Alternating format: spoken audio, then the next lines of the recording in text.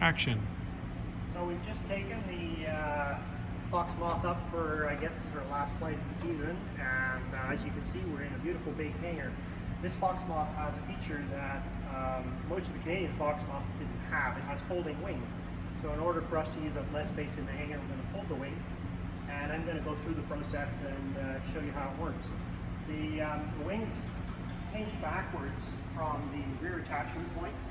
So the upper and rear spar attaches have a hinging mechanism, and then the wing will hinge backwards around those two hinge points and attach to the fuselage. The ailerons and the static and pitot tubes are all, of course, flexible in order to allow that to happen. There's a couple of quite important things that have to be done before you fold the wings on this airplane. The first thing is that if you look at the leading edge of the upper wing and the lower wing, there's nothing to keep them separated once they start to open. So if we were to open these wings without putting some kind of a strut in to separate the upper and lower wing, what would happen is we would actually break the wing, because the top wing would compress down into the upper wing, being pulled by the flying and landing wires. So in order to do that, first thing we do is we put in a jury strut. So these jury struts are exactly the right length. They fit when the wings are folded between the upper and lower spars, front spars. After that, we can then safely fold the wings. The second thing that's important is where the wing folds, the rear hinge. There's actually a gusset or a flap, I'm not sure what the proper term is, a little triangle-shaped piece which has to be moved out of the way. It actually unclips and then folds over the top of the fuselage. So once we put the jury strut in and we've moved that wedge out of the way, we can then release the upper pin. There's a little leather strap. We just pull the upper pin. That'll release the upper spar, and then we can release the lower spar. Now, once we've released the lower spar, of course, the gravity is going to take this wing and it's going to go slamming into the fuselage unless we do something to prevent that. So I'll show you a little trick that I use so that I can do it by myself. Normally, of course, we have multiple helpers that will hold here and walk the wing in. I'll show you a little trick with a piece of rope that we can do that without. So the first thing I'm going to do is I'm going to put in the jury strut, and these are labeled to the appropriate side. This one is right-hand side. That's always right-hand side from the pilot's perspective, so this jury strut should go in here. So I'm going to climb up here, and I'm putting my weight as close to the weld point on the strut as possible, not sort of out in the middle where I'm bending it. Right in close. And then I step up onto the walk without twisting, because if I twist I can damage the walkway. And then this goes in, there's a little hole right down here, I don't know, Mr. Assistant, if you can see the little hole that this goes into right there. You have to make sure we get it in, because if it pops out, then we have a problem as well. You have to be very careful to get it right in there. And now up here, the mechanism is quite simple. There's just a cotter pin, or one of these, what do you call these, nappy pins. Goes through a clevis pin, and we just push that through, like that. And safety it, like that. And these are adjustable as well, so that you can adjust the length a little bit with a nut at the bottom that'll compensate for any changes in the dimensions caused by winter and wood changing shape and so forth. Okay, so this is now safely in. So I can climb down from here, and the next thing I have to do is remove the rear or pivot the rear gusset out of the way so we don't break that.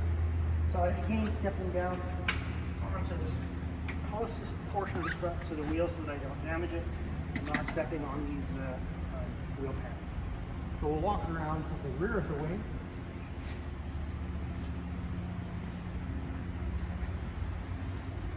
And these are the gussets that I'm talking about. I have to remove this gusset, and you'll see the hinge point underneath there.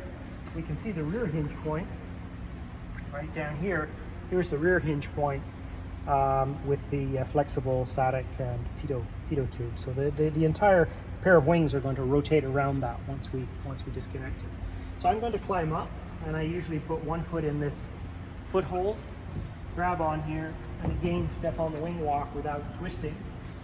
And then I just squeeze these two little pins. There's a pair of rods. There's a rod that goes in here and a rod that goes down here.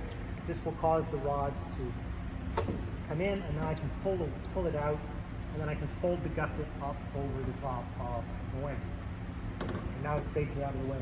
This cable, by the way, is the slat for the leading edge slats, the locking mechanism, and you can see the rear hinge pin here. So the wing is now safe to fold.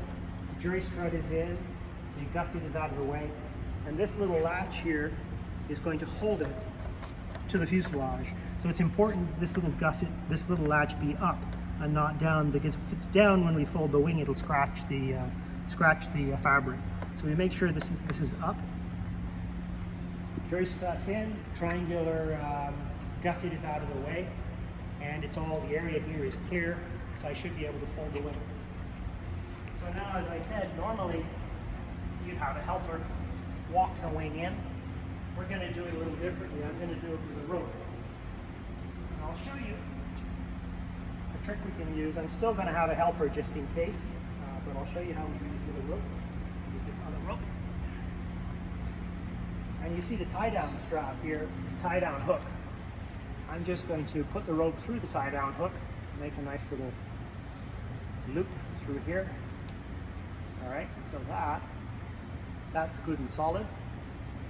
And then what's going to happen is I'm going to wrap this around my arm several times, good and solid, so that when I pull the pin, I'm holding it, and I'm holding it at an angle, because there's about 10-15 pounds of pull on here once I let this pin go. But I'm not going to do the lower pin first. I'm going to do the upper pin first. So I'm going to climb back up, again, foot in nice and close, up onto the wing without twisting my foot on the wing walk material. Now, probably the best angle. Yeah, you see this rubber strap holds the pin. So now it's safe to pull this pin. What's going to happen? The jury strut's going to take the load, but the wing won't fold because it's attached to the front. So I'm going to lift this up, and I'm going to pull it backwards, and you're going to hear it go bang. So we get a good view. How's the view there? Okay, 1, 2, 3. Here we go. There it goes. And there's little gaps opened up here at the top as it's opened. All right, so I'm going to climb back down.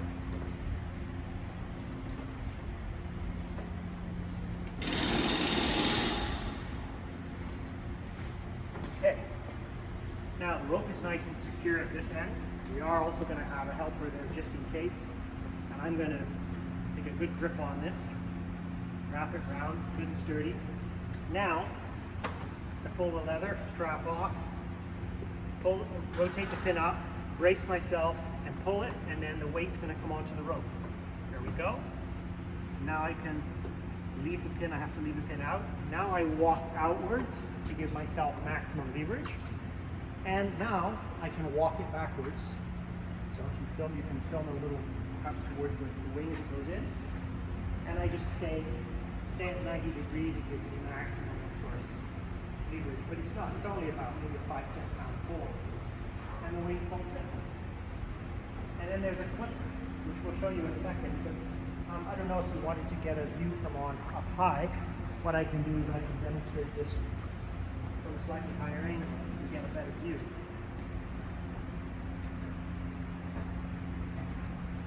So here you can see the mechanism, and it's smooth as silk. It really is a very, very well designed mechanism.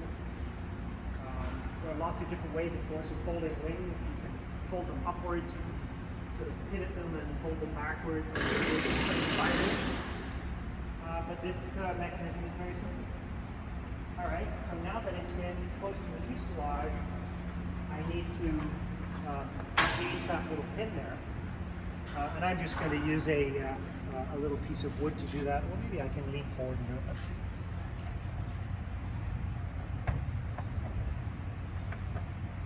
Okay, and that's the right-hand wing stowed.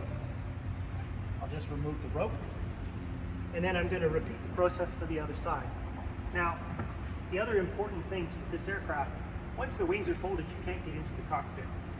And I don't know how many times we folded the wings and I've gone, oh, I left my headset, or oh, I left my knee board or something. So it's important to get whatever you want to get out of the cockpit before you fold the wings, because after they're folded, what happens is the maintenance people in the hangar will tuck the aircraft back into a corner somewhere with a fighter on one side and a warbird on the other or something, and you won't be able to get into the cockpit until something else moves. So that's the basic folding mechanism. The procedure on the other side is identical, and we're just going to go through and do the other side. But like I said, it'll be the exact same mechanism. Hope you found that enjoyable, and see you next season.